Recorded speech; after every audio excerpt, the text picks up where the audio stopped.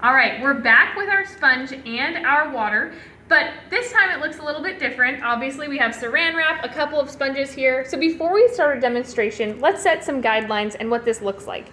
This top blue, light blue layer is going to be our soil structure. This is good, healthy soil. Once we get to the dark blue layer and our saran wrap, we've gotten to a compaction layer. Let's see what happens when water hits this kind of soil structure. We see the rain coming in again. It's penetrating that healthy soil and getting down through those pores all the way to the pieces that are on the top.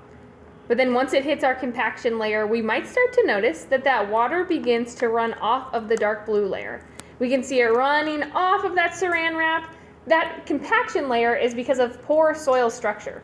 The compaction layer happens when we walk in our garden, when we harvest with our combine, or even when we ride our ATV around on our land. The more we compact our soil, the less aeration it has for water to move through.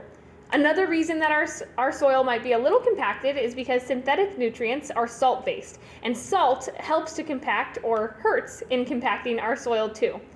We notice this water runoff that's coming off of the saran wrap. This will contain that water, but in a real life scenario, it's also going to contain any fertilizers that we have put into the soil. When we hear others talk about water runoff and the risks that come with that, that's why it's so detrimental to have that compaction layer. The fertilizer that comes in water runoff is what pollutes and leaches our land and our water runways as well.